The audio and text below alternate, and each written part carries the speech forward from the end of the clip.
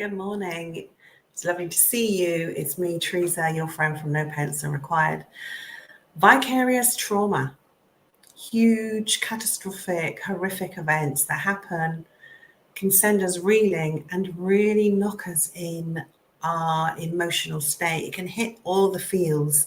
It can leave us reeling, unable to fathom what's going on, and it can really send us on a bit of a spiral, get us questioning what on earth is happening in the world around us, whether that be the wider world, a small community, or within your unit. So I want to talk about vicarious trauma today, because I'm here to help you breaking barriers between understanding and practice of a trauma-informed approach.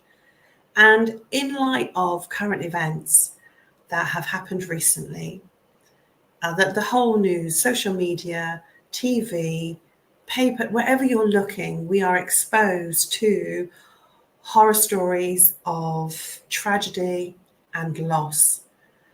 And these such events really deeply affect individuals and communities, and they lead to this sense of shared grief and horror as we all recoil and try and sort of make sense of what's going on. Our brains just struggle with the enormity and the catastrophe of what we're hearing and what we're reading.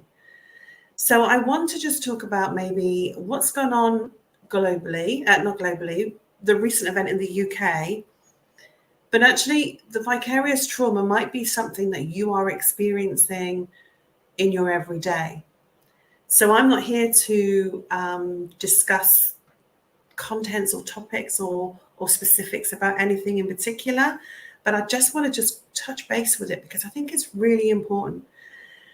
Vicarious trauma is something that happens when we are exposed to traumatic events by the suffering of others. And it can be such a one-off event, such as we've heard recently. It can be, and certainly in roles of in education, when you are working with children and families who you know are going through really distressing and difficult times and challenges, it could be that repeated exposure to that pain and suffering on a daily basis. It's when we witness and hear about this, and it can have a profound effect on our own emotional states. When we witness or hear traumatic events and we are exposed to the stories and the images that come around that, we tend to have a deep, almost connection, really. Even if we don't know the person, because as humans, we have this desire to connect and to come together. So when something really bad happens, it's almost like in our nature to want to do something to make things better again. It's that connection that we seek. And we can feel the pain and the suffering of those affected. We don't really need to know who they are to know that this is really just devastating, absolutely devastating. It can also make you question life right now. It can make you wonder what on earth is going on in the world. You can sort of have this perception that maybe people don't value human life. You reflect on sort of such events and why they're occurring, and you make all these suppositions, and you have all this stuff going on. There's so much that it brings to the fore in your head, and it evokes all these emotions from sadness, anxiety, helplessness, hopelessness, anger, frustration, and this sort of sure incredulousness, is that a word, of the enormity of it. It can be almost so overwhelming that we just cannot process or make sense of it. And without realizing, what we might do as a result of that is we might minimize it. We might become a little bit emotionally numb, depending on the experiences that you are exposed to. It could make you detach a little bit more. It could make you feel a little bit more emotive, maybe a bit teary. You might feel that you're a little bit sort of snappy, a little bit more anxious, a little bit more overprotective, because we are just trying to process the things that have gone on around us. And it's very, very difficult. Plus the fact that the event happened and life is carrying on as normal. Where you are, where I am, life is carrying on as normal. And that almost feels like it shouldn't be that way, because, you know, life has to carry on. It does. That's what's going on in your everyday. But this has just happened. So how can we acknowledge that and not forget that, or not accept that, but still go to the park and go to the shopping and cook the tea and all those normal things that have just been taken away from these? If we're talking about this sort of big event that's happened, that's been taken away there, it can almost make you feel guilty for having what they've just lost. And that can have a big effect on us too. And I'm not saying that we are aware that it comes across like that. It could be that these are things that you are subconsciously experiencing, and it's coming out in different ways. So you can feel guilty when you compare your life to others' suffering. You can appreciate perhaps how wonderful that you've got things when there are hardship elsewhere. And it can almost detract from being able to fully embrace that. And you could almost feel perhaps that you shouldn't wallow in it so much. You shouldn't be so grateful for it. You shouldn't display that, because not everybody has this, you know. So you could get this sort of difficulty in finding the balance, because you don't want to come across as showing off when people aren't experiencing the same thing. So when we have this guilt of comparing our lives, it can make us feel that we're being judged, because we have these things in light of other things that are going on that are difficult and traumatic and harrowing. It can also heighten your sense of insecurity, your worry, your wanting to make sure that your families are safe, and knowing that actually, as much as you put in place, some things are out of your control, and that can send you on a bit of a spiral. And it's a very difficult way to navigate that through.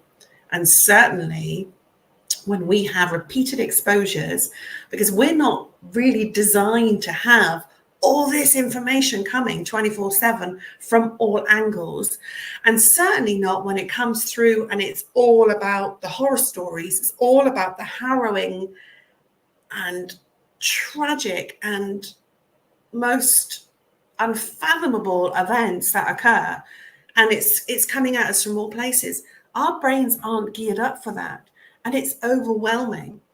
It's very, very difficult, and that overexposure could actually lead to that emotional numbness, that we're not hitting as much as we empathize and we recognize how bad it is. Sometimes we are just so used to hearing about the bad stuff that actually the bad stuff doesn't seem like really bad stuff anymore. It's almost like we gauge the levels of devastation in some respects. So we don't want to find ourselves in positions where we are emotionally exhausted from that constant exposure. So if you're talking about the everyday vicarious traumas that you might have experienced when you're working in your schools or within your small communities or within your families, they can be draining, and they can eventually lead to burnout. Like I said, we can desensitize, we can disconnect and dissociate from big events that are going on. That repeated exposure certainly can cause that bit of numbness to traumatic events. And the cumulative effect can result in this just emotional and physical burnout. We want to have ways that we can cope with this.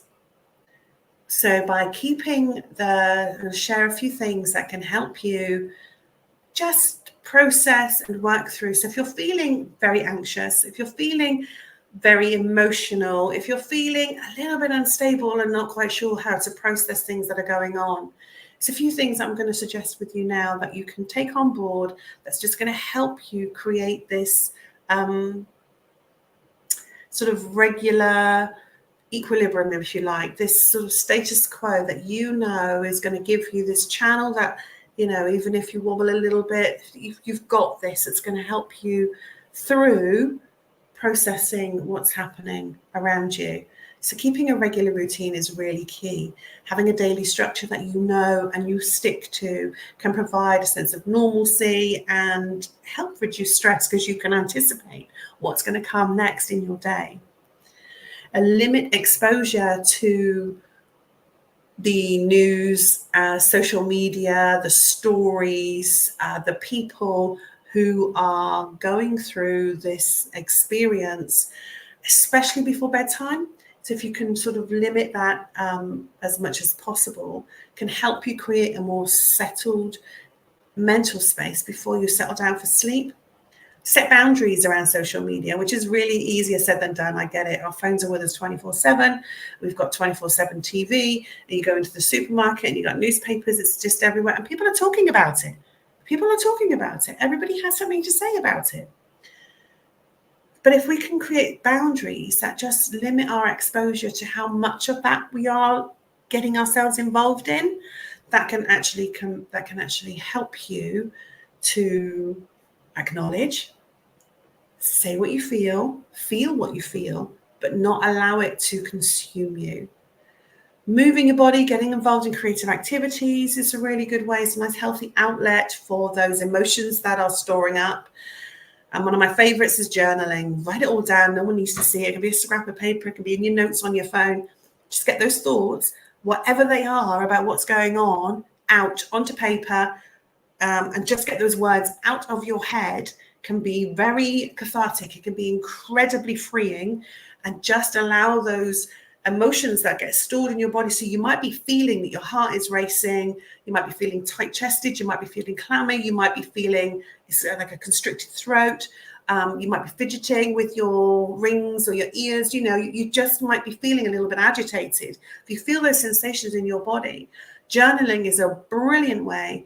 Getting creative is a brilliant way. Dancing to your favorite songs is a great way to get those sensations through the body so they don't sit there and create more of an issue. You acknowledge, you feel them, and you're allowing them to come through, even if they're really, really, crabby feelings. Just allowing them to come out of your body can help you process and make sense of what's going on. It stops it storing. It gives you a way to move it forward. Prayer is a good one if you are somebody of faith. That's a nice one. You can get comfort from that. You can talk and go to your faith, whatever, however that works for you, however prayer works for you, and find solace and comfort through that. You can have healthy connections. You can talk these feelings through with people that you know who are sympathetic, empathetic, and supportive, as long as it doesn't turn into a gossip fest and you start feeding all the negative stories and all the sensationalism, but actually you are recognizing and you can safely talk about how this is making you feel amongst yourselves so that you can actually collectively process and help alleviate the emotional burden that is happening with regards to your experiences of traumatic events that are going on around you. Avoiding the drama, staying away from those heightened conversations is going to be a great way to help you maintain emotional balance. And then ultimately self-kindness is recognizing and accepting how you're feeling right now. It's okay to feel really devastated by what's gone on, to be hit hard by the loss and the suffering that everyone has been exposed to empathize with the devastation that's occurred within these families. But recognizing your own emotions is crucial for you to be able to heal and help yourself through this process, for you to be able to get healthy resilience and able to move forward. Now, life events are unavoidable, and unfortunately, we cannot control such things. We're not able to prevent all the harrowing and upsetting things that are going to happen, whether they're in our world to some extent, or in a community, or in the wider world. but we can learn to help support ourselves and our responses to them, so we can find healthier ways to help ourselves and our pockets where we are to make sense and alleviate the fears and the worries that occur when they happen. So we don't sort of feed this stress and anxiety and terror all the way through. We can acknowledge, we can accept, we can support, and we can guide each other through in healthier ways. But it's understanding actually that we've all been impacted by something that is really distressing. I don't think we fully appreciate how much that can have an impact on us in our everyday life. So I'm going to leave it there. If you have any questions, you can get hold of me. You can message me on here, or you can email me, teresa@nopencilrequired.com. I'm here to help you with all your mental wellness needs.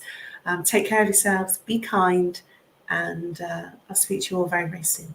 Bye-bye for now.